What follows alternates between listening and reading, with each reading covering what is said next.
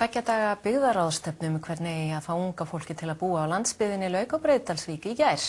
Þar sjá menn loks birta til eftir langvarandi lægð og telja mikilvægt að styðja við frumkvæði heimamanna. Kristján Már Unnarsson tekur nú við. Ef Breiðdalur og Breiðdalsvík hefðu fylgt mannfjölda þróun undanfarna áratugi, ætti að búa hér yfir 600 manns. Þess í stað eru íbúarnir innan við 200. Hrunið var þegar togarinn fór á kvótur með. Afleiðingin birtist meðal annars í fækkun skólabarna. Nemendur hér voru komnir orðnir 12 í skólanum og leikskóli með 4-5 börn.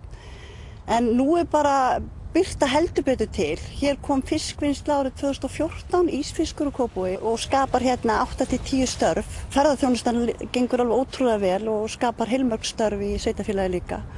En við höfum verið í þessu samstarfi í brothættum byggðum með Byggðastofnun og ég bara verð að segja það að þeir hafa reynst okkur betri en engin og við erum mjög ánægðir með allt samstarf við Byggðastofnun.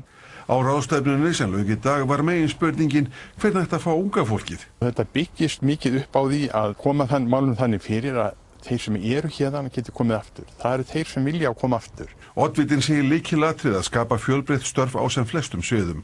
Að heimafólk komi að og sé stutt til þess að eiga frumkvæði, það hefur bara gengið prýðilega. Og nú sér skólastjórinn fram á enn meiri fjölgun í skólanum. Og unga fólki, það er að skila sér aftur.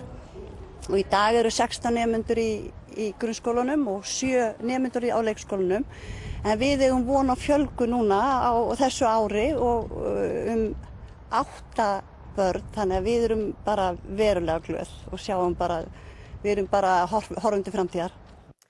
Ung hjón sem keyptu jörð á Austfjörðum og hófu þar matvælaframleiðslu gætu þurft að hætta við allt saman því ekkert 3 fasa rafmagn er í sveitinni. Öll raftæki til framleiðslunar eru gerð fyrir slíkt rafmagn. Fyrir 2 árum keyptu Svavar Pétur Eysteinsson og Berglind Hestler jörðina Kallstaði í Berufirði. Þangað komu þau með ýmsar hugmyndir í farteskinu. Meðal annars ætluðu þau að flytja með sér verksmiðju sem þau eiga í Reykjavík, þar sem framleiddar eru grænmetisbulsur. Og þá áttu okkur fljótlega því að flest ef ekki öll tæki í matvælaframleiðslu eru gerð fyrir 3 fasa rafmagn og þar af leiðandi bara algjörlega ónotæf í þessu umhverfi sem er hérna á landsbyggðinni. Það er sem sagt 1 fasa rafmagn á bæjum í sveitinni og það sama á við fjölmargar sveitalínur allt land. Svavar segir að sumum tækjum sé hægt að breyta fyrir 1 fasa rafmagn en það fari illa með tækin og sé því engin lausn. Við erum að framleiða hérna snakk úr gulrófum og grænkáli og erum með þurrkótt sem við erum búin að umbreyta frá 1 fasa yfir í 3 en það er ákveðnir vankantar á þeirri framkvæmd og við getum ekki stækkað þá framleiðslu meira. Hann hefur nú ritað ráðherrum og alþingismönnum bréf og spurt hvenær hann megi eiga von á 3 fasa rafmagni. Ég held að sé akkurat ekkert í gangi í þessum málum. Rarik er að hugsa eitthvað allt aðra hluti heldur en þetta og dreifikerfi hérna í sveitina er algjörlega úrelt. Skilaboðin er bara vertu bara einhvers staðar annars staðar.